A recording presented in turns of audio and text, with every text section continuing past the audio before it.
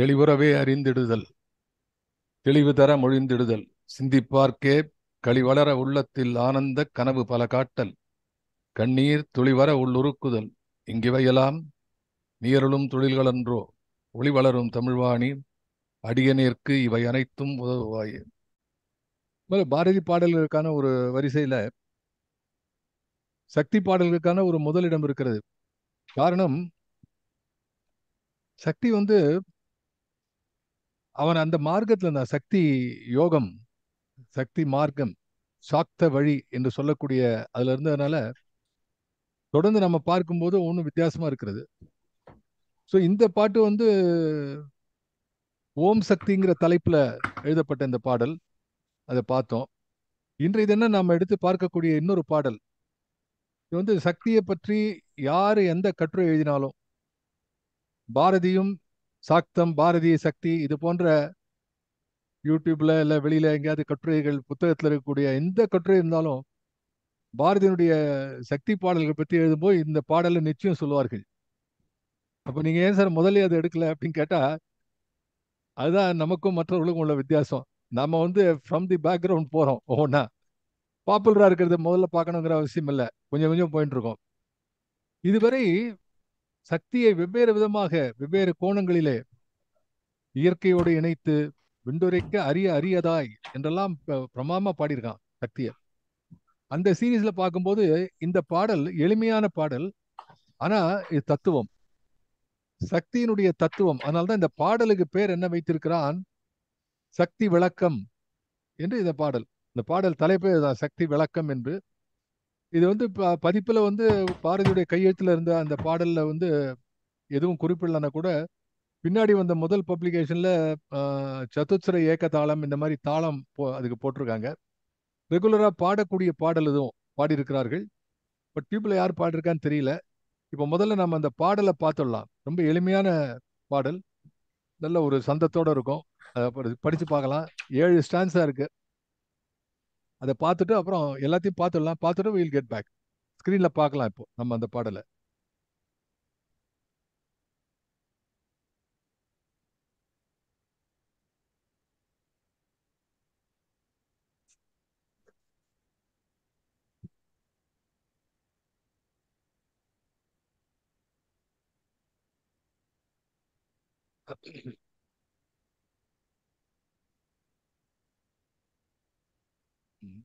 ஆதி சக்தி விளக்கம் தலைப்பு தெரியுது எல்லாருக்கும்? Able to see the slide இல்லையா? ஓகே. சக்தி விளக்கம். ஆதிப்பரம்பொருளின் ஊக்கம், அதை அன்னை எனப் பணிதல் ஆக்கம், சூதில்லை காணுமிந்த நாட்டீர் மற்ற தொல்லை மதங்கள் செய்யும் தூக்கம், ஆதிப்பரம்பொருளின் ஊக்கம். மூலப்பழம்பொருளின் நாட்டம், 2வது ஸ்டான்ஸா. மூலப்பழம்பொருளின் நாட்டம், இந்த 3 புவியும் அதன் ஆட்டம், காலப்பெருங்களத்தின் மீதே எங்கள் காளி நடம் உலகக் கூட்டம். காலப்பெருங்களத்தின் மீதே எங்கள் காளி நடம் உலகக் கூட்டம். அடுத்தது 3வது காட்டுங்க ஸ்லைட்ல.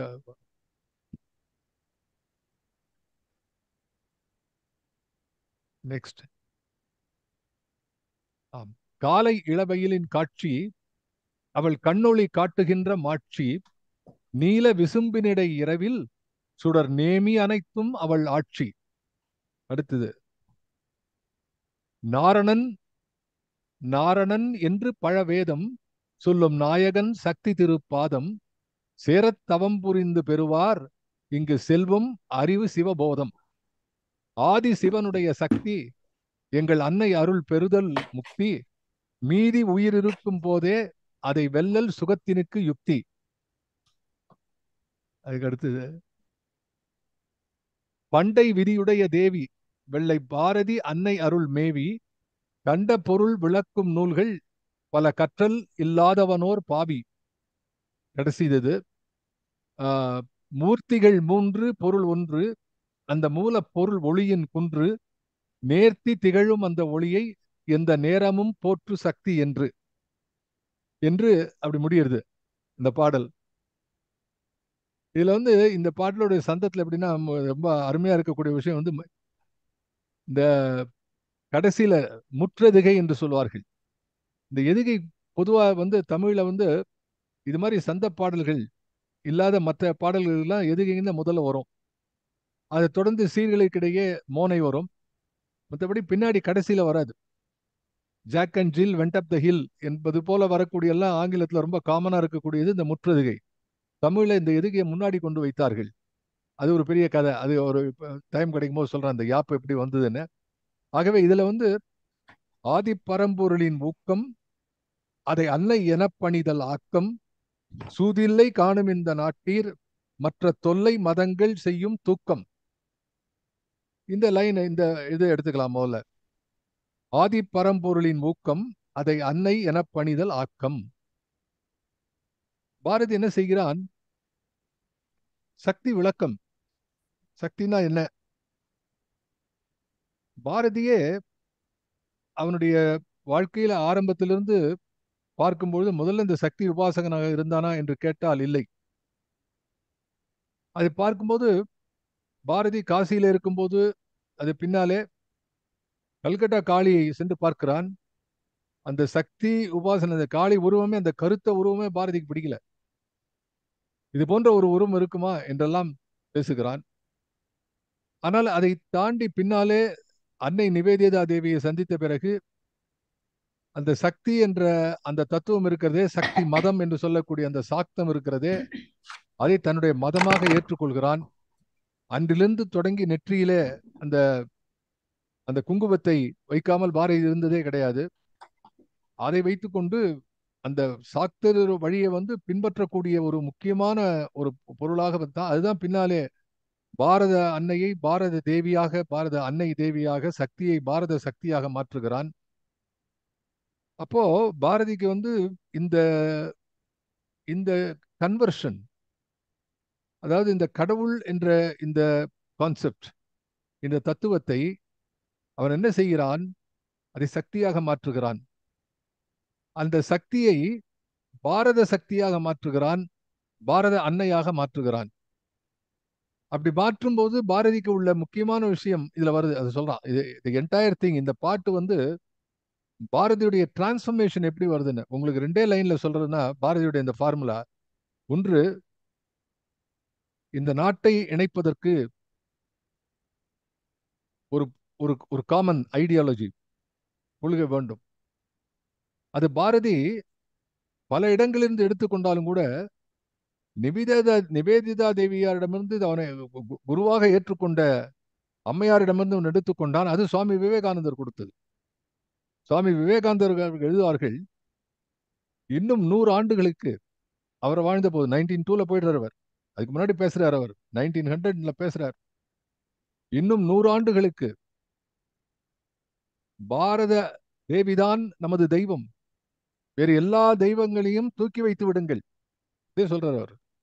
எல்லா தெய்வங்களையும் தூக்கி வைத்து விடுங்கள், பாரத தேவிதான் நமது தெய்வம், அதை கொண்டாட வேண்டும் என்று பாரத நாட்டில் இந்த இறை உணர்வை தேச உணர்வாக, கடவுள் என்ற அந்த அந்த தெய்வம் என்ற அந்த அந்த கருதுகோளை நாட்டு பற்றாக மாற்றிய பெருமை, அடிப்படை சுவாமி விவேகானந்தருக்கு உண்டு. அவரிடமிருந்து பல பேர் இதை பெற்றார்கள். அப்போ அவர் என்ன செய்கிறார்? அவரும் சுவாமிஜி சாதாரண ஆளு கிடையாது, கிரேட் மேன். அவர் என்ன பண்றார்? இதை தானே எடுத்து சொல்ல முடியாது. அதுக்கு என்னென்ன சாஸ்திர பிரமாணங்கள் பின்னாலே என்னெல்லாம் சொல்லி இருக்கிறார்கள், எப்படி அந்த அந்த கன்வர்ஷன் எப்படி கொண்டு வருது? ஏனென்றால் இந்த நாட்டில் அந்நிய படையெடுப்பு இங்க இருந்த காரணத்துல, அந்நிய படையெடுப்பு வரும்பொழுது எல்லாரும் அந்த அந்த அந்த கோவில்கள் எல்லாம் இடிக்கப்பட்டன, இந்து மதம் அழிக்கப்பட்டது, அந்நியர்களாலே அதை அடிமைப்படுத்தினார்கள். எல்லாம் இருந்த போது கூட இது எல்லாத்தையும் தாண்டி உள்ளே ஒரு மூடப்பட்ட ஒரு கூட்டுக்குள்ளே இருக்கிற கனலாக, குகைக்குள்ளே வளர்கின்ற கனலாக இந்த எந்த உணர்வு இருந்ததுன்னு சொன்னா, இந்த ஆன்மீக உணர்வும் தெய்வப்பற்றும். அப்ப அதுதான் இதனுடைய ஐடென்டிட்டி என்று கண்டுபிடித்தார் சுவாமி அவர்கள். விவேகானந்தர் சொல்ல, if there is no religion, there is no India. There is no spiritual idea, there is no India at all.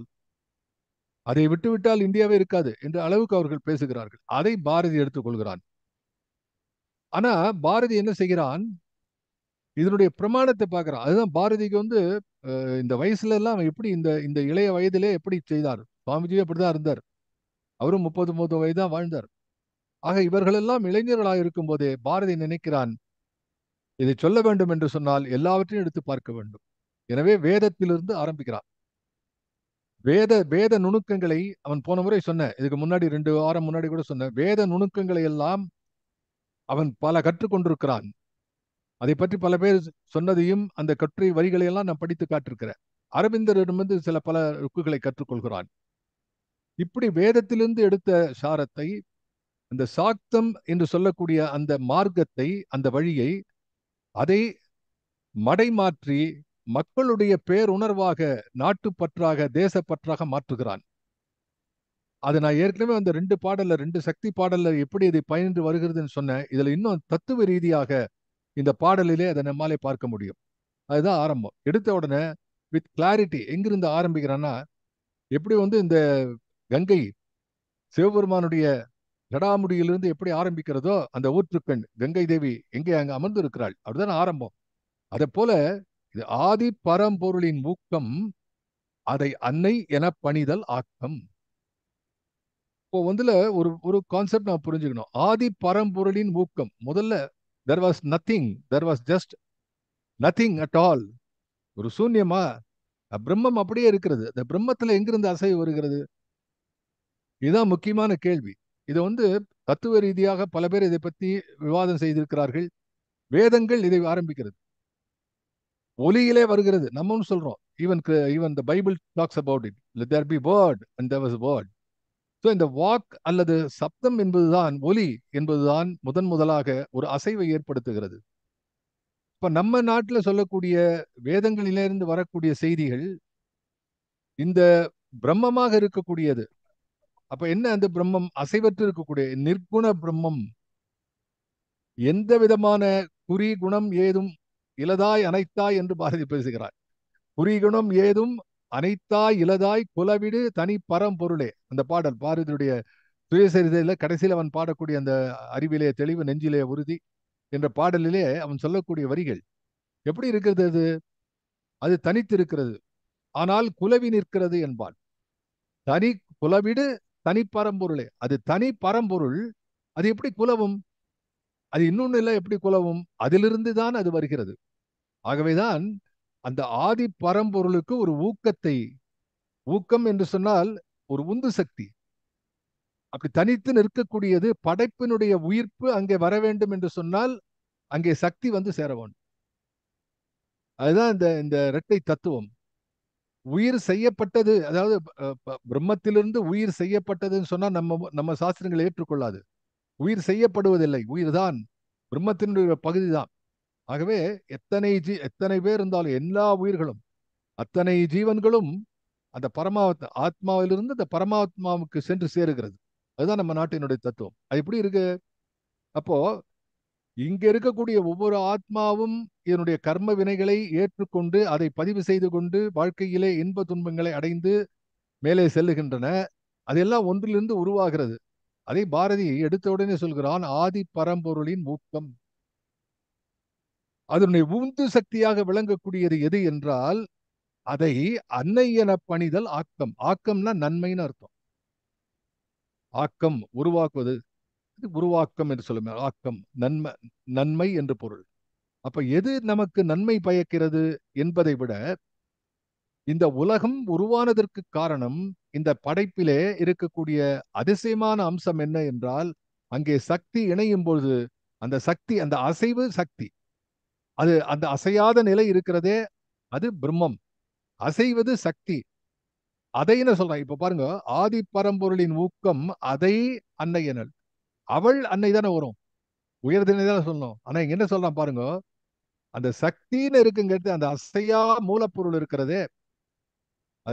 Thiruloka சீதாராமனுடைய அருமையான கவிதைகள் எல்லாம் இருக்கின்றன இதை பற்றி. அவரும் பாரதிக்கு பிறகு நான் ரொம்ப ரசிக்கக்கூடிய ஒரு மாபெரும் கவிஞர் திருலோக் சீதாராம். ஏதாவது ஒரு நாள் இந்த சக்தி பற்றி அவர் எழுதிய சில வரிகள், பாரதியினுடைய அந்த மரபிலே வந்தவர், இன்னும் கூட சில விஷயங்களை தெளிவாக சொல்வார். அப்படி அசையாமல் கிடக்கிறது அது. எத்தை தின்று எது வந்ததுன்னா அத்தை தின்று அது வந்தது, அது பிறந்தது என்று எப்படி நம்மாழ்வார் சொன்னாரோ அத போல இங்க அதை என்று சொல்ல ஆதி பரம்பொருள் அதை. ஏன் அதை என்று சொன்னால் அது ஆணாகி பெண்ணாகி அலியாகி அதற்குள்ள வேறு விதமா எல்லா விதமான உயிர்களாகி நிற்கக்கூடிய ஒரு பொருள் என்ற காரணத்தால் இப்போ சிவபுராணத்துல புல்லாகி பூடாகி பல்விருகமாகி அது எல்லா பிறப்பும் பிறந்து இளைத்தேன் என்று சிவபுராணம் சொல்கிறது. அதை எல்லாரும் சொல்வார்கள். ஆனா அதுல நுட்பமா கவனிக்க வேண்டிய பொருள் இந்த அத்தனை பிறவியிலும் தொடுக்கப்பட்ட மாலையிலே உள்ளீடாக செல்லுகின்ற நார் போலே அமைவது அந்த உயிர் என்று சொல்லக்கூடிய ஆத்மா, அந்த ஜீவன். அது ஜீவன் ஒரு புழுவினுடைய ஜீவன் இருந்தால் சரி, ஒரே ஒரு நாள் வாழ்ந்து ஒரு ஒரு சில மணி நேரங்கள் வாழ்ந்து முடிகின்ற ஒரு உயிராகட்டும், 100 ஆண்டுகள் வாழ்கின்ற மனிதனாக இருக்கட்டும், அந்த ஜீவனுடைய பின்னணி எப்படி பதிவுகள் எப்படி இருந்தாலும் அந்த ஜீவன் என்று இருக்கும் பொழுது அதற்கான தொடர்பு என்ன என்று கேட்டால் அந்த பரமாத்மா, அந்த பரம்பொருளுடைய உயிர்ப்பு தான் அது என்பதைத்தான் சொல்கிறான். அதை அப்படி அந்த ஆதி பரம்பொருளினுடைய அசைவற்று இருக்கக்கூடியதிலே அதிலே அசைவு ஏற்படுத்தி அதிலே உயிர் ஏற்படுத்தி இருக்கக்கூடிய இருக்கிறது. அதை அந்த சக்தியை அன்னை என பணிதல் ஆக்கம். அதை அன்னை என்று சொன்னால்தான் நன்மை பிறக்கும் என்று சொல்கிறான். இப்ப என்ன சொல்றான்? அத அன்னை என பணிதல் ஆக்கம், அன்னை என்று வணங்க வேண்டும் என்று ஒரு வரையறையை அவன் ஏற்றுக்கொள்கிறான். எப்படி சார் அது? எப்படி? How will you explain this more then this? இன்னும் தெளிவாக ஒண்ணா பாரதிக்கு ரொம்ப பிடிச்சமான விஷயமா போச்சு. பாரதி பட்டினத்தடிகள் தாய்மானவர். பாரதிக்கு ரொம்ப பிடித்தவர் யாருன்னு கேட்டா தாய்மானவர். நீங்க அந்த பேர் கூட பாருங்க, இறைவனை தாயும் ஆனவர். அப்ப அன்னைங்கிற ஒரு கான்செப்ட் இருக்க, அதுதான் உயிருக்கு ஆதாரம். நீங்க எத்தனைதான் நீங்க நீங்க என்னதான் இருந்தாலும் அதனுடைய இயக்கம் இருக்கிறதே, அந்த விந்து இருக்கிறதே, அந்த நாத விந்து கலாதி நமோ நமோ என்று சொல்லக்கூடிய அதனுடைய அந்த நாத விந்தனுடைய கலாபமாக விளங்கக்கூடிய அந்த உயிர்கள் இருக்கின்றன, ஜீவராசிகள் விளங்குகின்றனவே. இதையெல்லாம் பார்க்கும்போது இந்த சக்திக்கு அன்னை என பணிதல் ஆக்கம், அன்னை என்று பணியும் பொழுதுதான் அது நன்மை தருகிறது என்று ஒரு வரையறை அடிப்படையை பாரதி ஏற்றுக்கொள்கிறார். அப்போ இந்த கடவுள் என்ற கான்செப்ட ஆதியிலிருந்து கொண்டு வரும்போது முதல்ல அந்த கடவுள் எப்படிப்பட்ட அந்த அந்த அந்த அசைவற்ற கடவுள் அசையும் பொழுது சக்தி என்ற அன்னை ஆகிறாள் என்று உயிர் முதல் கடவுளாக நாம் எண்ணி பார்க்க வேண்டிய கடவுள் அன்னை என்ற ஒரு நிலையை பாரதி வகுத்துக் கொள்ளலாம். தட் இஸ் சாக்தம். அதுக்கப்புறம் இந்த அன்னை பாரத அன்னைன்னு கொண்டு வரான். அதுக்கப்புறம் உன்னுடைய அன்னை, மனித அன்னை, இந்த உயிர்களுக்கு எங்கெல்லாம் அன்னை இருக்கிறதோ, அன்னை தத்துவம் இருக்கிறதோ, அது எல்லாற்றையும் நம்ம இந்த பாரத மண்ணிலே அது எல்லாம் ஒன்றாக சேரும்படியாக ஒரு ஒரு கொள்கை ரீதியாக ஒரு ஒரு கருத்து ரீதியாக எல்லாவற்றையும் ஒன்றுபடுத்தக்கூடிய ஒரு பார்வையை வைக்கக்கூடிய பாரதி முதலிலே சொல்லக்கூடிய வார்த்தை அதை அன்னை என பணிதல் ஆக்கம். அதுல இன்னும் நீங்க புரிஞ்சுக்கணும், அன்னைன்னு தான் சொல்லணுமா? நான் வழக்கமா சொல்றது, நாவுக்கரசர் பேசுவார், அன்னை நீ தந்தை நீ அன்புடைய மாமனும் மாமியும் நீ. அண்ணா தம்பி எல்லாம் சொல்ல, மாமன் மாமி எல்லாம் நீதான் என்று இறைவனை நம்ம பார்க்காதது இல்லை. 10 மகாபாவங்கள், வாத்சல்ய பாவம், சக்கிய பாவம், தஸ்ய பாவம், மதுர பாவம், காந்த பாவம், இப்படி இறைவனை பல்வேறு ரூபங்களிலே பார்க்கக்கூடிய நமது மதத்திலே இன்னும் எத்தனையோ இருக்கு. அது மாதிரி பாரதியே எழுதுகிறான். என்றாலும் கூட அன்னை என பணிதல் ஆக்கம் என்றான். அப்போ இந்த நாட்டை நீ தெய்வமாக கொண்டாட வேண்டும். அப்படி கொண்டாடும் போதும் அதை அன்னை என சொல்லி கொண்டாடும் பொழுதுதான் அது ஒரு நன்மை பயக்கிறது. ஏனென்றால் it is easy to relate a relationship with the mother, the motherhood. That's nothing. அது எதுக்காக இருந்தாலும் சரி, சாதாரண சின்ன உயிரில் விலங்கு, மனிதன், புல் பூண்டு எல்லாத்துக்கும் அந்த உணர்ச்சியில இருக்கக்கூடிய அந்த அன்னை என்ற கான்செப்ட் இருக்க, அதை பாரதி நினைக்கிறான். அப்ப முதல் வரி உங்களுக்கு கொடுக்கக்கூடிய செய்தி என்ன? பாரதி கடவுள் தத்துவத்தை அன்னை தத்துவமாக மாற்றுகிறான். அது கூட அதிலே நன்மை இருக்கிறது என்று சொல்கிறான். அதை பார்க்கணும். அதை என்று சொல்கிறான், அவள் என்று சொல்லல. அப்ப அதை நீ எப்படி வேணா மாத்திக்கலாம். ஆனா பெண்ணா அலியா எப்படி வேணா பார்த்துக்கலாம். ஃபார் எக்ஸாம்பிள், சைவத்துல இப்போ லிங்கம் இருக்கிறது. இந்த லிங்கம் அருவம், உருவம், அருவுருவம் என்று சொல்வார்கள். லிங்கம் அருவுருவம், அதுல உருவம் பாதி அருவம் பாதி இல்லையா? ஆகவே விதமான எத்தனையோ விதமான அணுகுமுறைகளிலே அன்னை என்று வைத்துக் கொள்ளுங்கள். இட் வாஸ் இது ஒரு அறிக்கையாக பாரதி சொல்கிறார். அதனால்தான் பாரதி தத்துவ ரீதியாக சக்தி விளக்கம் என்று சொல்லும் பொழுது பாரதி தன்னுடைய நிலைப்பாட்டை விளக்கக்கூடியதாக இது இருக்கிறது. இப்போ Bharati as usual is open person with lot of openness about is approach and ideas. எனவே அவன் எந்த விதமான அச்சமும் தயக்கமும் இன்றி எடுத்தவுடனே சொல்கிறான் ஆதி பரம்பொருளின் ஊக்கம். இந்த ஆதி பரம்பொருள் அசைவற்று கிடக்கிறதே, பரபிரம்மமாக ஒன்றும் அறியாமல் ஒரு மூலையிலே ஒன்று இருக்கிறது, பிரம்மமாக இருக்கிறது, உலகெங்கும் பரவி நிற்கக்கூடியது.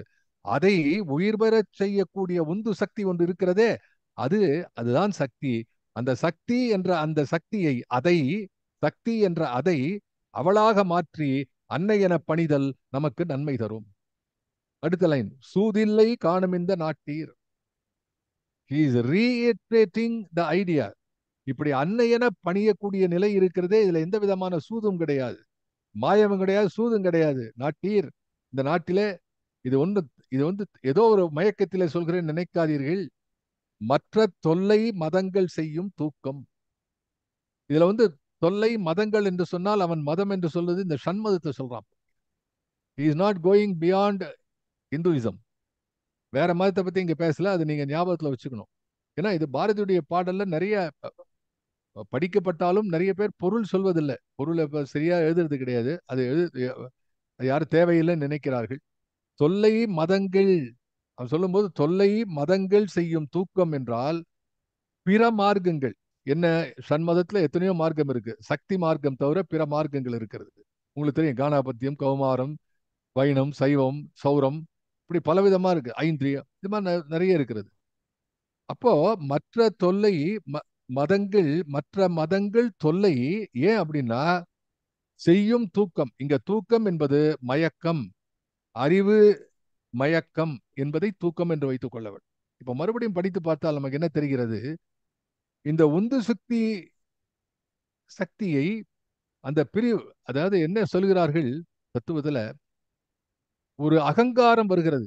ஒரு அகங்காரம் என்ற ஒரு நிலை, நான் என்ற அந்த அந்த அந்த அந்த நான் என்ற ஒரு தன்மை இருக்கிறது. அது வரும்போது அது பரபிரம்மத்திலே ஒரு பிரிவை ஏற்படுத்துகிறது. எப்படி வந்து ஒரு பெரிய ஒரு ஒரு வாட்டர்ல இருந்து ஒரு ஸ்பூன் தனியா எடுத்து வைக்கிறான், ஒரு ஸ்பூன் வாட்டர் தனியா எடுக்கிற மாதிரி. என்ன உதாரணம் சொன்னாலும் புரியாது, அது ஒரு ஐடியால வருது. மறுபடியும் யோசித்து பார்க்கணும். இதை போல சொல்கிறார்களே, அப்படி பார்க்கும் பொழுது அந்த பிரிவு ஏற்படுத்த காரணம் அகங்காரம், அந்த நான் என்ற தன்மை. இப்போ மற்ற மதங்கள், மற்ற வழிகள், எல்லா விதமான இந்த ஷண்மதங்கள்ல சாக்த மதம் இஸ் பெட்டர். ஏன்னா அன்னை என பணிதால் ஆக்கம். அதுக்கு பின்னாடி காரணம் வரப்போறது என்னன்னா, அதுக்கு பாரதியே சொல்கிறான் படத்தை. இப்போ இந்த அளவு நம்ம புரிஞ்சுக்கலாம். ஆதி பரம்பொருளின் ஊக்கம், அதை அன்னை என பணிதல் ஆக்கம். சூதில்லை காணும் இந்த நாட்டீர், மற்ற தொல்லை மதங்கள் செய்யும் தூக்கம். இதுல ஊக்கம் என்பது உந்து சக்தி, ஆக்கம் என்பதற்கு பொருள் நன்மை. சூதில்லை என்று சொன்னால் இதுல எந்த விதமான குழப்பமும் கிடையாது, தெளிவோடு நான் பேசுகிறேன். நாட்டீர் என்பது நமது நாட்டு மக்களை, படிக்கக்கூடிய அத்தனை வாசகர்களையும் முதன்மைப்படுத்தி எழுதுகிறான் எடுத்த உடனே. அதுவும் ஒரு முக்கியமான ஒரு குறிப்பாக நீங்கள் பார்க்கணும். ஒரு கூப்பிட்டு சொல்றான், நான் ஏதோ எழுதிட்டு போறேன் அப்படிங்கிறது இல்லை. இதெல்லாம் பாடல்கள்ல வந்து எல்லாரையும் கூப்பிட்டு இதை தெரிந்து கொள்ள வேண்டும். ஏன்னா இது ஐடியாவே வந்து to promote the nationalism, nationalistic view, and to promote the to make so many people come together for the great cause. இந்த கொள்கைக்கு வர வேண்டும். எனவே ஓப்பன்னஸ் சொல்றான், நாட்டீர் சூது இல்லை. நான் இதை எல்லா மதங்களையும் பின்பற்றுவர்கள் அந்த நாட்டில் இருக்கிறார்கள். கணபதி உபாசனை, மகாராஷ்டிரால கணபதி உபாசனை நிறைய இருக்கும் அந்த காலம். அது மாதிரி இங்க வந்தா, தென்னாட்டில் வந்தா சைவம், வைணவம், அது மாதிரி வந்து எத்தனையோ அந்த அந்த பின்னணியில் இருக்கக்கூடிய கௌமாரம், குமரனை வழிபடக்கூடியது. இந்த மதங்கள்ல இருக்கிறவர்களே, நீங்கள் எல்லாவற்றையும் ஒரு புறம் வைத்துவிட்டு சக்தி மார்க்கத்திலே வாருங்கள், அது உங்களுக்கு நன்மை பயக்கும் என்பதாக இந்த முதல் எண்ணித்து இருக்கிறது. மற்ற தொல்லை மதங்கள் செய்யும் தூக்கம். தூக்கம் என்பது அறிவு மயக்கம். தொல்லை மதங்கள் என்று சொல்வது அதை பின்பற்றலாம், ஆனால் அதிலே நிறைய இடர்பாடுகள் இருக்கின்றன என்பதை அவன் காட்டுகிறான். எல்லா வழிகளும் ஒரே வழி, ஒரே டெஸ்டினேஷன் இஸ் த சேம். ஆனால் போகக்கூடிய வழிகள், the methodology, the way how you go, அதை பற்றி பேசுகிறான். சரி, இனி அடுத்தது இரண்டாவது, மூல பழம்பொருளின் நாட்டம், இந்த மூன்று புவியும் அதன் ஆட்டம். ஸ்லைட் அந்த அந்த மட்டும் போடுங்க, அந்த அந்த ஒரு லைன் மட்டும். சின்ன சின்ன வரிகள் தான் இருந்தாலும் அதுல வந்து அந்த வார்த்தைகளை சரியா கவனிக்கணும். மூல பழம்பொருளின் நாட்டம் இந்த மூன்று புவியும் அதன் ஆட்டம் காலப்பெருங்கலத்தின் மீதே எங்கள் காளி நடம் உலக கூட்டம். ப்ரொசீட். இங்க புக் இருந்தா பாத்துங்க. மூல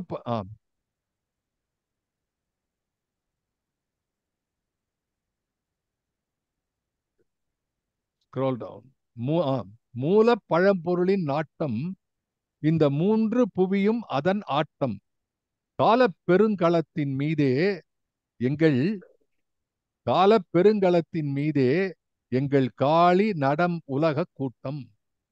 இது ஒரு அற்புதமான ஒரு ஸ்டான்ஸா. இதுல அவன் சொல்லக்கூடியது மறுபடியும் இதை முதல்ல சொன்னதை இப்ப எக்ஸ்பிளைன் பண்றான் மேல. ஒரு விளக்கம் என்பது எப்படி இருக்கணுங்கிறது பாரதி கிட்ட கேட்கணும். ஃபர்ஸ்ட் ஒரு எனன்சியேஷன், ஒரு டெஃபினிஷன், அதுக்கப்புறம் ஒரு உதாரணம், டெஃபினேஷன்ல வரக்கூடிய வேர்டுக்கு எக்ஸ்பிளனேஷன் பின்னாடி இப்ப சொல்றான். அதுல மூலப்பழம்பொருளின் நாட்டம், முதல்ல என்ன சொன்னா ஆதி பரம்பொருளின் ஊக்கம். அது ஒரு கான்செப்ட், அதனுடைய உந்து சக்தி. அதுக்கு உந்து உந்து கொடுக்கக்கூடிய விஷயம் எது என்று சொன்னால் இந்த சக்தி, அது அன்னை என்கிறான். இங்க அந்த மூல பழம்பொருளின் நாட்டம், நாட்டம் என்று சொன்னால் பார்வை, விழி என்று பொருள், விஷன் என்று பொருள். நாட்டம் அதுவே கொஞ்சம் எக்ஸ்பெக்டண்டா பண்ண அதுக்கு நோட்டம். என்னடா நோட்டம் விடுறே அப்படிமா. இந்த நாட்டத்துக்கும் நோட்டத்துக்கும் உள்ள வித்தியாசம் என்னன்னா, நோட்டம் என்பது ஆல்ரெடி கமிட்டட், இந்த இடத்த பார்க்கணும், சூப்பர்வைசரி, அது மாதிரி ஒரு விஷன் நோட்டம். அதுல இருந்தா வந்திருக்கு வார்த்தையெல்லாம். அப்ப நாட்டம் என்பது விழி என்ற பொருளிலே வருகிறது. இங்க மூலப்பழம்பொருளின் நாட்டம், அந்த அதனுடைய விழி இருக்கிறதே, மூல பரம்பொருள் என்று சொல்லுகிறோமே, அந்த ஆதி சிவன் அல்லது ஆதி சக்தி இருக்கிறதே, அதனுடைய விழி இந்த மூன்று புவியும் அதன் ஆட்டம். அது அப்படி திரும்பி பார்க்கும் கூடிய ஒரு ஒரு பார்வை இருக்கிறதே, அதுதான் இந்த மூன்று உலகங்களுடைய இயக்கத்தை செய்கிறது. மூன்று புவியும் அதன் ஆட்டம். அதுக்கப்புறம் ஒரு அற்புதமான வார்த்தை சொன்னார், கால பெருங்கலத்தின் மீதே எங்கள் காளி நடம் உலக கூட்டம். ஃபார் த ஃபர்ஸ்ட் டைம் சக்தி பாட்டுல காளி என்ற சொல்லை பயன்படுத்துகிறார். நானும் என்ன பண்றேன், சக்தி பாடலை நான் முடித்துட்டு தான் காளிக்கு போலான்னு இருக்கேன். என்ன சார் இந்த காளி எல்லாம் அந்த காலமா வனத்தில் அந்த கோலமா மனத்தின் மீது காளி என்ற ஒரு வண்டு இருக்க, இந்த பாட்டுலாம் இன்னும் சொல்லலையா என்று கேட்டால் சக்தியை முடிச்சுட்டு தான் காளிக்கு வரணும். பிகாஸ் அக்கார்டிங் டு பாரதியினுடைய யோகம் இருக்கிறதே சக்தி யோகம். அவன் சக்தியை பாடிவிட்டு அந்த பரம்பொருளுடைய அந்த மார்க்கத்துல தெய்வத்தை சக்தியாக பார்க்கிறான், அன்னையாக பார்க்கிறான். அந்த சக்தியோட பல வடிவத்துல நவசக்தி இருக்கிறது. இன்னும் சில பேர் 100 சக்தி இருக்கிறது, சக்தி உபாசனை பல பேர் இருக்க தேவி. அந்த சக்தியில காளியை சக்தியாக கொண்டா பின்னாடி வரான். ஆகவே அதை பின்னாடி சொல்ல இருக்கிறான். ஆனால் அதையும் இங்கே போட்டு உடைத்து விடுகிறான். நான் எல்லாத்தையும் உனக்கு போய் சொல்லிடுறேன். அது எப்போ சக்தியில காலம் என்ற ஒரு நிலை இருக்கிறதோ அப்போ இட் பிகம்ஸ் காளி. அவ்வளவுதான் விஷயம். கால பெருங்களத்தின் ஒரு களம், ஒரு ஆடு களம். அந்த காலம் என்பது ஒரு ஆடு களம். அந்த களத்தின் மீது எங்கள் காளி நடம், எங்கள் காளி நடம் செய்கிறாள், நடனம் செய்கிறாள். இப்போ நடனம் செய்கிறாள் என்றாலே அங்கே காலத்தினுடைய தத்துவம் விடுகிறது. எப்படி சார் என்று கேட்டால், இப்போ ஒரு டான்ஸ் ஆடுறோம், அப்படி அப்படி நடக்குதுன்னா அதுக்கு ஒரு கால பிரமாணம் இருக்கு. தக்க தாக்கிட்ட தாக்க தாக்கிட்ட தாக்க தாக்கிட்ட தாம் அப்படிங்கிற ஒரு ஒரு ஜதி இருக்கு. தக்க திம்மி தக்க திம்மி தக்க திம்மி தக்க திம்மி, அதுக்கு ஒரு கால பிரமாணம் இருக்கிறது. அந்த பாடல் இருக்கக்கூடிய ஒரு தாளம் இருக்கிறது. அந்த காளி ஆடும் பொழுது அங்கே ஒரு தாளம் பிறக்கிறது. இது இன்னும் கொஞ்சம் விளக்கமா அது அடுத்த லெவல் தத்துவமா சொல்றதுன்னா, எப்பொழுது உயிர் வருகிறதோ அப்பொழுது அங்கே ஒரு தாளம் பிறக்கிறது. Lub dub lub dub lub dub, உயிர் துடிப்பு இருக்குது. கையை வச்சு பாக்குறான், துடிப்பு இருக்கா? உள்ளத ஓடின்னு இருக்கு ரத்தம், அங்க இங்கேயுமா ஓடின்னு இருக்கு. அது காட்டுகிறது. மனுஷ உடம்புல மொத்தம் ஒரு 5 இடத்துல பார்க்கலாம். 5 அல்லது 4 இடங்கள் இருக்குது. டாக்டர் பாப்பார், இங்க ஒரு காலு கீழே, இந்த கையில, அப்படி உயிர் துடிப்பு தெரியும். இந்த உயிர் துடிப்பு இருக்கிறதே, எப்பொழுது அந்த உயிர் துடிப்பு உள்ளே நுழைகிறதோ அது ஒரு கால கதியிலே இருக்கிறது. அதுதான் சொல்றான், காலம் கால பெருங்களத்தின் மீதே. அது காளி நடம் என்பது, உயிர் துடிப்பு என்பதை காளி நடம் என்று சொல்கிறார். அது மட்டுமல்ல, இந்த காலத்தினுடைய ஒண்ணு தாளகதி. நான் சொல்ல தாளகதி, இந்த பீரியட் ஆஃப் ரிலீஃப் என்று சொல்லுவார்கள். Of one beat to the other. ஒரு பீட் தா, ரொம்ப நேரம் கழிச்சு தா அப்படி சொல்லலாம். தா தா தா தா ஃபாஸ்டாகவும் சொல்லலாம். அப்போ இந்த பீட்ஸ் ஃபாஸ்டா ஸ்லோவா இருக்கிறது த பீரியட் ஆஃப் ரிலீஃப். காலத்துக்கு ஒரு கதி, அது ஒரு மீனிங். இன்னொன்று, எல்லா உயிர்களும் ஒரு கால கதியிலே இருக்கிறதுனா the period of relief for every உயிர். ஒரு பட்டாம்பூச்சி இருக்குன்னா அதுக்கு ஒரு ஒரு நாள் 2 நாள் டைம் இருக்கு. அதனுடைய life time, the life period, அதுவும் காலம் அதுக்குள்ள அடங்கும்.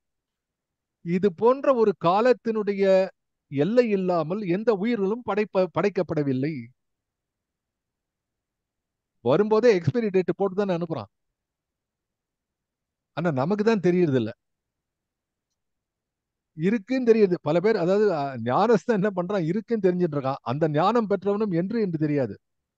அப்போ அதனால்தான் என்ன சொல்றான், காலம் என்ற களம் இல்லை, கால பெருங்களத்தின் மீதே எங்கள் காளி நடம் உலக கூட்டம்.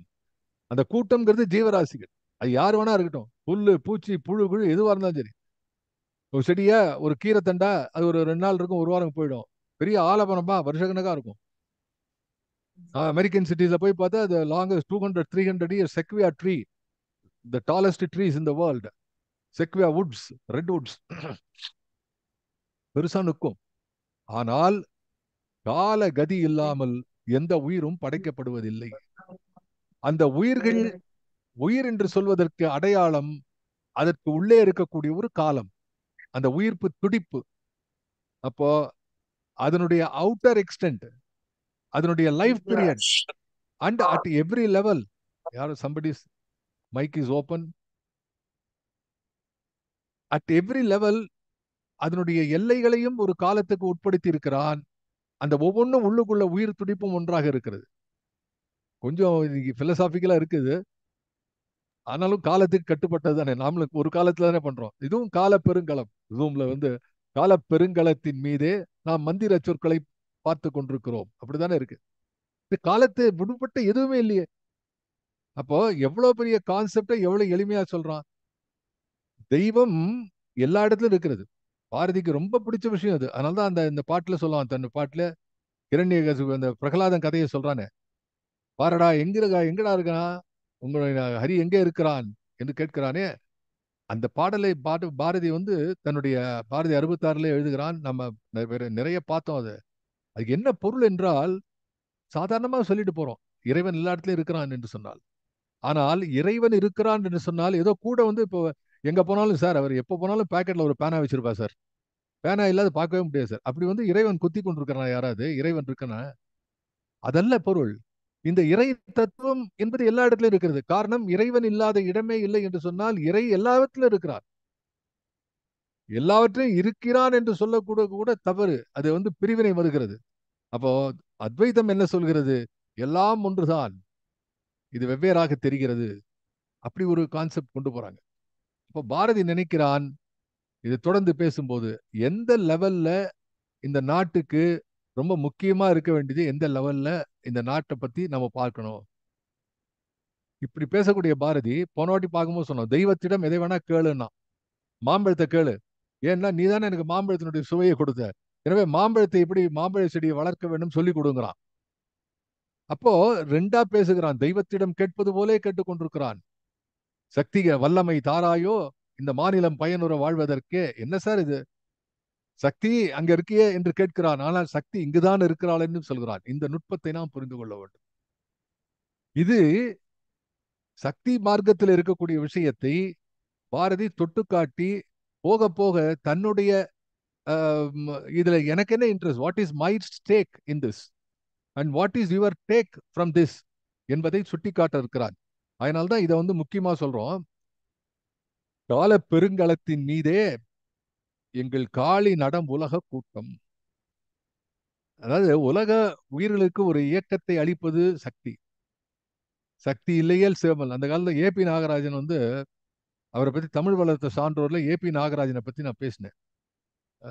கிருஷ்ணகான சபாவில் நடக்கும்போது முதல் 60 ப்ரோக்ராம் கிருஷ்ணகான சபால. சில பேர் கேட்டார்கள், என்ன சார் ஒரு ஏபி நாகராஜன் இதெல்லாம் எழுதின ஒரு சினிமாலாம் எடுத்திருக்காரு. அவர் தமிழ் எப்படி சார் வளர்த்தார்? அவரை மாதிரி வளர்த்தது கிடையாதுடா. அவர் சின்ன வயசுல இருக்கும்போது சம்பூர்ண ராமாயணத்துக்கு வசனம் எழுதினதே அவர் தான். அந்த வசனம் அந்த ராவணன் காம்போதி ராகம்லாம் வாசிப்பானே, அந்த பழைய அந்த ஒரிஜினல் அந்த சம்பூர்ண ராமாயணம் வந்தது, அதுக்கு கதை வசனம். அது போல திருவிளையாடல், திருவரை செல்வர், இது மாதிரி பல விஷயங்கள் எழுதும்போது அதுக்கு எல்லாத்துக்கும் வசனம், கதை வசனம் எழுதியவர் ஏபி நாகராஜன். அதுல அற்புதமான செய்திகள் எல்லாம் எளிமையா சொல்லும். சக்தி இல்லையேல் சிவன் இல்லை, நீயா நானா என்று போட்டி மாதிரி சொல்லி இந்த சின்ன சின்ன கான்செப்டை எல்லாருக்கும் கொண்டு சேர்த்தவர்.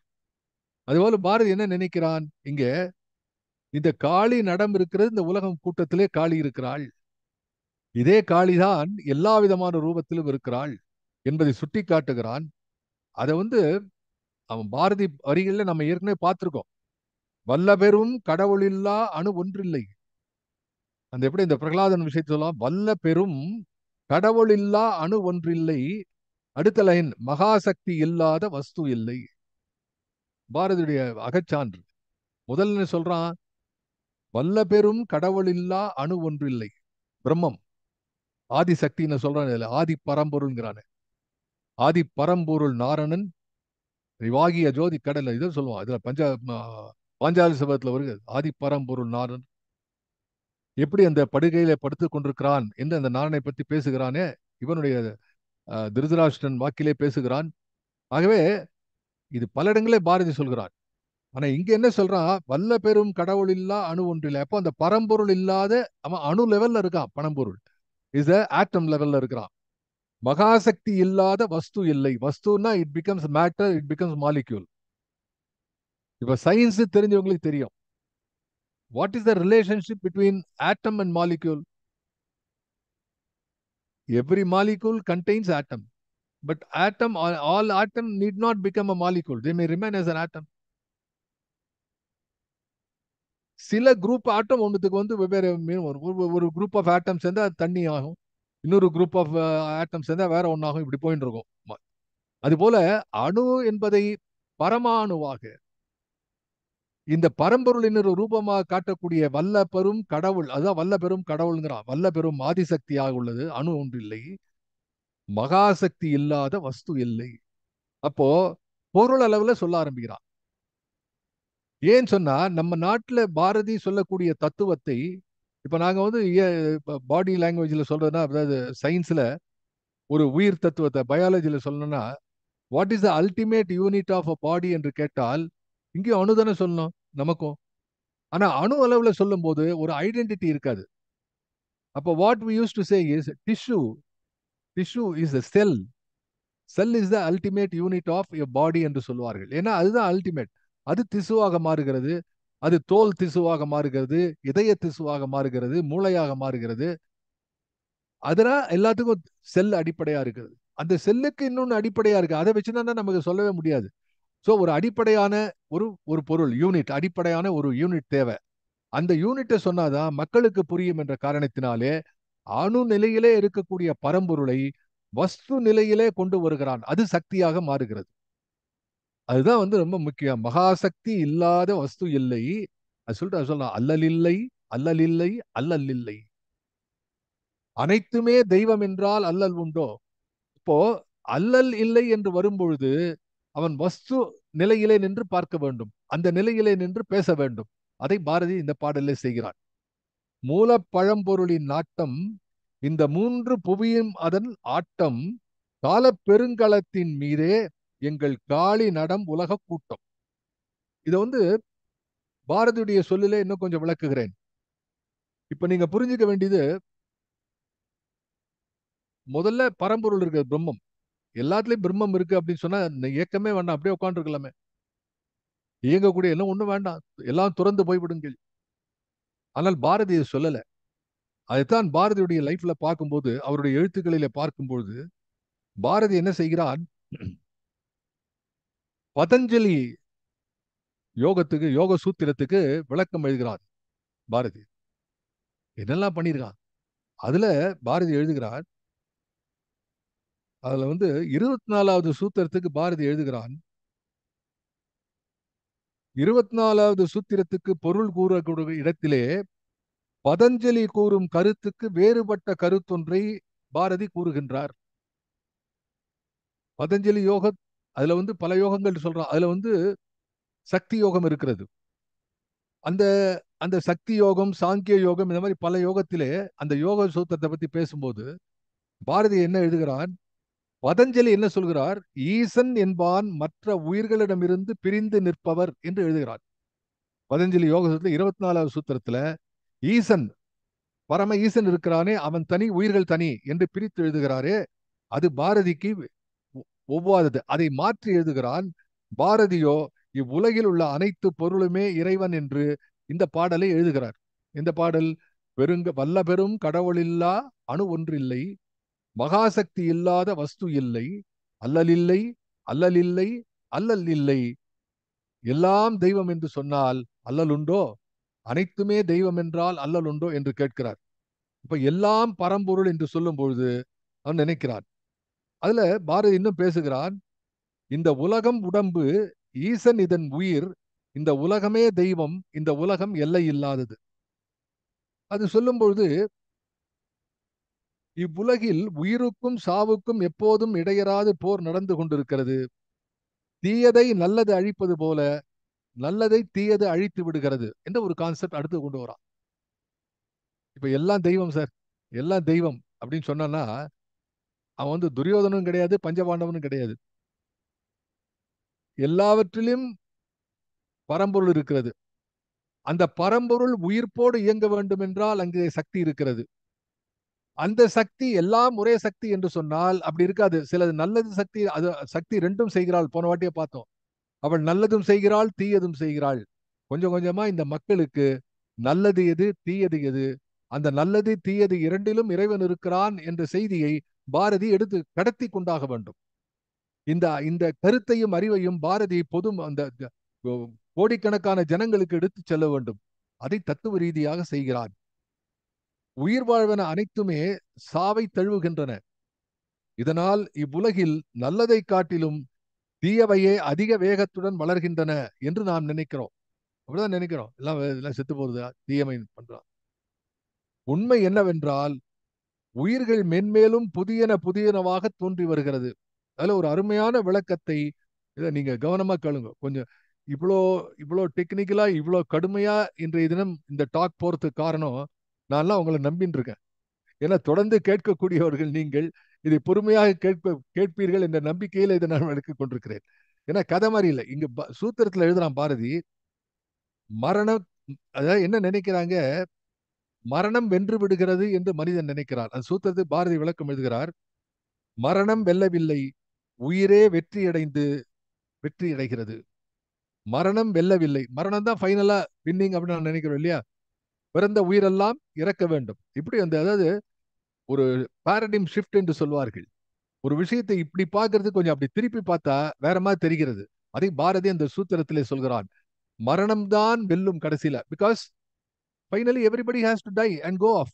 அதுதானே நம்ம தத்துவமா நினைக்கிறார்கள், பல பேர் சொல்கிறார்கள். ஆனா பாரதி எழுதுகிறான், மரணம் வெல்லவில்லை, உயிரே வெற்றி அடைந்து வருகிறது, நல்லவையே வெற்றி பெறுகின்றன. அது எழுதுறான், உயிரை மரணத்தால் அழிக்க முடியாது, உயிர் மழையை மரண தீ வற்றடித்தல் சாத்தியமில்லை. வாட் அ பியூட்டிஃபுல் ஓமை பாருங்க. உயிரை மரணத்தால் அழிக்க முடியாது. அதுக்கு ஒரு சொல்றான், உயிர் மழையை மரணம் என்ற தீ அழிக்க முடியாது. ஏன்னா தீ மழையில் அழிஞ்சு விடும். இப்படி சார் இது விளக்க முடியும் என்று கேட்டால் பாரதி எளிமையா விளக்குகிறான். ஒவ்வொரு மரணம் சம்பவிக்கும் போதும் அங்கே அந்த உயிர் வேறு ஒரு உயிராக பிறந்து வருகிறது. நாம மரணம்தான் ஃபைனல் என்று நினைக்கும் போது பாரதி அதை தாண்டி இன்னொன்றாக சிந்திக்கிறான். என்னன்னா, இந்த மரணம் சம்பவிக்கும் போதெல்லாம் இந்த உயிர் வேறொரு புதிய உயிராக வெளிவருகிறது. இந்த செய்தியெல்லாம் படிக்கும் போதுதான் கணந்தோறும் புதிய தோற்றம். பாரதி பராசக்தி எழுதுனா, கணந்தோறும் புதிய தோற்றம் என்று பாரதி பாஞ்சாலி சபத்துல எழுதுகிறான. அது என்னமோ சாதாரணமா படிச்சுன்னு போயிருக்கோம். ஆனால் அதனுடைய உட்பொருள் இதுதான். ஒவ்வொரு முறையும் ஒரு மரணம் சம்பவிக்கும் போது ஒரு பிறப்பும் நிகழ்கிறது. அப்போ எது வின் பண்றது? உயிர் தான் வின் பண்றது. அப்ப வின் பண்றது பிறப்பா மரணமா? மரணம் அல்ல. மரணம் தீயவை. உயிர் என்ற மழை இருக்கிறதே, அந்த உயிர் மழை பொழிந்து கொண்டே இருக்கிறது. அதை இந்த தீயால் அதை வற்றடிக்க முடியாது. ஒரு கடலை, ஒரு நெருப்புல ஒரு தீக்குச்சி வந்து கடலை வற்ற வைக்க முடியுமா? முடியாது என்று பேசுகிறானே, அதை வற்றடித்தல் சாத்தியமில்லை. குருட்சேத்திர போர்க்களம் சாவும் உறுதி பெருக்கும் ஏற்பட போகும் இடம். அங்கு மனித இனத்தையே காத்து உயர்த்தக்கூடிய தத்துவங்கள் பேசப்படுகின்றன. சாவின் முன்னர் சத்தியவானின் துணைவியான சாவித்திரியும் தத்துவ விளக்கம் பேசுகிறாள். இது வந்து இந்த ஞானத்தின் சாரம் இருக்கிறதே, இந்த சாரத்தை தான் பாரதி அரவிந்தர் மூலமாக கற்றுக்கொள்கிறான். இத்தனை இத்தனை பலவீனங்களையும் தாண்டி ஒரு பலம் இருக்கிறதே, அதுதான் உயிரினுடைய சக்தி. அப்போ இந்த பலவீனமான உயிருக்கு அளப்பரிய ஆற்றலை கொடுத்தது எது என்று சொன்னால், அவனுள்ளே ஒரு எல்லையற்ற சக்தி இருக்கிறதே, அதைத்தான் சொல்ல வேண்டும், அதைத்தான் சொல்கிறான். ஆகவே இந்த இந்த உணர்வை பாரதி பேசக்கூடிய இடமாக இது இருக்கிறது. அந்த பதஞ்சலி யோக சூத்திரத்தில் இருக்கக்கூடிய விஷயத்தை அவன் பேசுகிறான். இனி அடுத்து பார்க்கலாம். இதை மறுபடியும் சொல்றேன். மூலப்பழம்பொருளின் நாட்டம், இந்த மூன்று புவியும் அதன் ஆட்டம், கால பெருங்கலத்தின் மீதே எங்கள் காளி நடம் உலக கூட்டம். இதுல இன்னொன்னு சொல்றேன், அடுத்தது போறதுக்கு முன்னாடி இன்னும் 2 நிமிஷம் இருக்கு. அடுத்த வாரமே அடுத்து பார்க்கலாம். அதுக்கு முன்னாடி ஒன்று சொல்லணும். இது வந்து 1980 நான் ஒரு பாட்டு எழுதுறேன். பாரதி நான் அப்ப படிக்கல. பாரதி தெரியும், ஆனால் இந்த அளவு ஆழ்ந்து நான் பாரதியை படிக்கவில்லை. அப்போது நான் ஒரு பாடல் எழுதினேன், உங்களுக்கு தெரியும், ஏற்கனவே சொல்லியிருக்கிறேன். கண்ணில் தெரிகின்ற விண்பரப்பில் உயிர் கால்கள் புதைகின்ற மண்விரிப்பில் எந்த எண்ணும் சொல்லாததோர் விந்தனினை இங்கே என் அன்னை கூட்டி மகிழ்கின்றனள். சக்தி இங்கே என் அன்னை கூட்டி மகிழ்கின்றனள். அவள் கண்ணும் விரிந்த கருங்குழலும் வானம் காட்டும் கருந்திரள் மேகத்திலே வந்து நண்ணும் கரிய மழையாய் இங்கே நன்னி பொழிகின்றனள் என்று நான் மழையா பொழிகிறாள் நான் எழுதியிருக்கிறேன். இந்த உதாரணம் எங்கிருந்து எனக்கு வந்தது? இந்த பதஞ்சலி யோக சூத்திரத்தில் இவர் சொல்லக்கூடிய உயிர் மழையை, அவள் கண்ணும் விரிந்த கருங்குழலும் வானம் கேட்டும் கருந்திரள் மேகத்திலே அந்த நண்ணும் பெரிய மழையெனவே இந்த நானிலம் இன்னும் பொழிகின்றனள். அடுத்த லைன், காளியனும் திருப்பெயருடையாள் சிலும் காலத்தை ஆள்கின்ற தன்மையனாள். எழுதியிருக்கேன் இன்னைக்கு. நான் எப்படி 45 வருஷம் ஆறுது. அப்ப 45 இயர்ஸ் முன்னாடி எழுதியிருக்கேன் சார். இன்னைக்கு அதை பார்க்கும்போது ஆச்சரியமா இருக்கு. இந்த பாட்டுல காளியனும் திருப்பெயருடையாள் சிலும் காலத்தை ஆள்கின்ற தன்மையனாள் சின்ன தூளியை போல் இந்த பூமியினை ஆட்டி தூக்கத்தில் நம்மை மயங்க வைப்பாள். நான் இன்னைக்கு புரிஞ்சுக்கிறேன் சார். இதை படிக்கும்போது தூக்கம்னு ஒரு சொல்ல எழுதியிருக்கிறேன். தூளியில போட்டு குழந்தை ஆட்டுற மாதிரி காளி இந்த உலகத்தை ஆட்டி கொண்டிருக்கிறாள் என்று நான் பாரதி எழுதுகிறான்.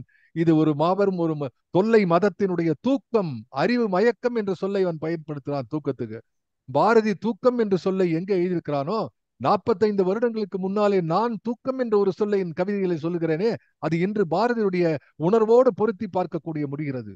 காளியனும் திருப்பெயருடையாள் சிலும் காலத்தை ஆள்கின்ற தன்மையனாள் ஒரு சிறு தூளியை போல் இந்த பூமியினை ஆட்டி தூக்கத்தில் நம்மை மயங்கச் செய்வாள்.